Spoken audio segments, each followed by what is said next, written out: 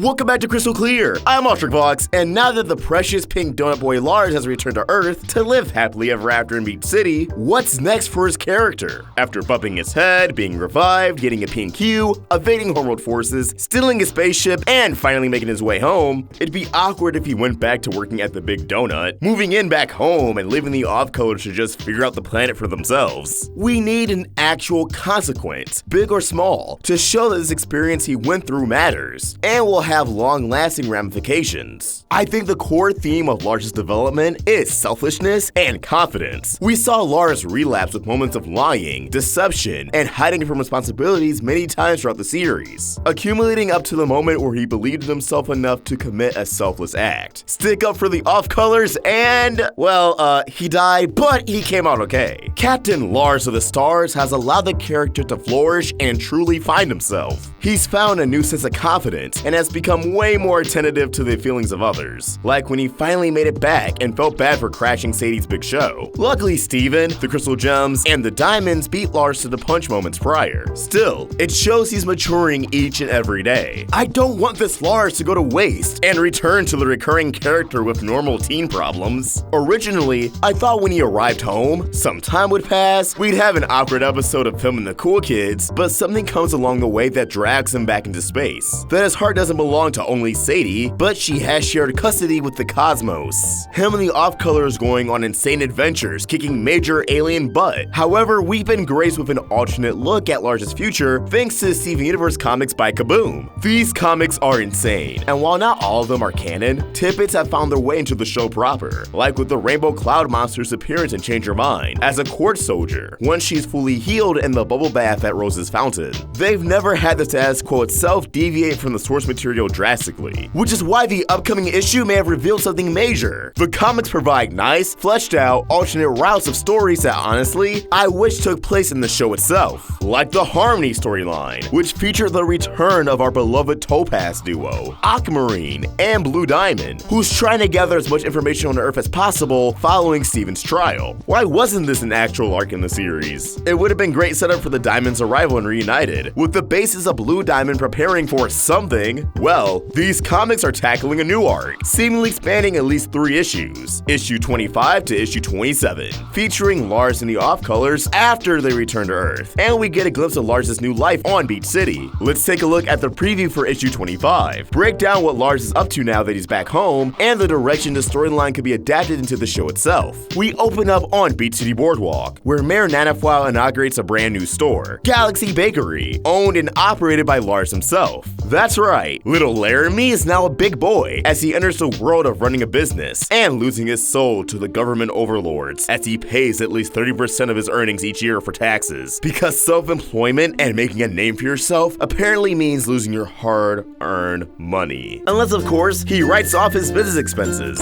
Wait, does the government even require taxes in the world of Steven Universe? Do Steven and the Gems get a special pass? Lars is pink now. Does he get a special pass? You know, out of all the townie episodes they could have given us, we need one to solve that mystery. Lars opening up a space-themed bakery is an incredible choice to round out his arc, as it embodies the themes aforementioned. He went from being ashamed of his natural inclination for baking, used to scoff at the idea of being honest with his feelings, scoff at showing public displays of affection towards the ones he loves, and acting only on furthering himself, to a lifestyle that takes the old Lars and flips all of that on his head. He's embracing his love of baking, making this a place for everyone to come and enjoy his products. He's not only being honest with himself and spreading that love to everyone, he's not in it for the money either. While yes, this bakery is enabling him to support himself, it also supports the town. It's an act of selfishness. It brings full circle his job at the Big Donut, going from being a bitter, grumpy, underpaid employee to an optimistic, outgoing boss. His adventures in space are immortalized through the cosmic motif of the bakery. All in all, this location embodies Lars. And with this bakery now part of the comics iteration of Beach City, new readers would be confused down the road picking up an issue. A lot of fans view Lars as a major player in the series now. So if he has a bakery here, for continuity's sakes, they may add it in the show. Maybe someone on the team of the comics called up Rebecca Sugar, or another executive producer, and spitballed around what would Lars do now that he's on Earth, coming to that conclusion. Maybe it's something already accounted for and storyboarded by the Crewniverse themselves. Or they were so impressed by the idea and want to run with it in the show. Anywho, Nanoflow gives praise for Lars' ambitions and talent for baking, how this could have a great impact on the town. Steven, Connie, and Sadie are beyond proud, remarking how they can't even begin to fathom how Lars used to keep his baking a secret. Notice how Lars' gauges are now muffins as opposed to skulls. After a heartfelt speech surrounding his gratitude for everyone's support, Amethyst and Peridot growing impatient, Lars cuts the ribbon. We should probably mention Amethyst, Peridot, and Pearl are in their previous regenerations, which establishes this comic as an alternate timeline where Lars and company arrived to Beach City at an earlier point, assumably never having the Sun Incinerator busted, never resorting to Yellow Diamond's asteroid mines, having to obtain a Fultanium device. There's also the possibility this is meant to take place in a post-Change Your Mind continuity, but the comics team were unable to receive model sheets of the gem's new look and fear these designs leaking out by a middleman. Inside Lars' bakery, we can see that the wallpaper's colors and pattern has a striking similarity to the interior of the Sun Incinerator. Also, many ube rolls are up for sale. Lars' dish in the good Lars that rocks Steven and Sadie's taste buds, leaving all of us at home to either go, wow, I need that in my mouth now, or wait, Lars is Filipino? Lars isn't running the shop alone either. The off-colors are happily taking up their time working in the bakery. Honestly, this is very wholesome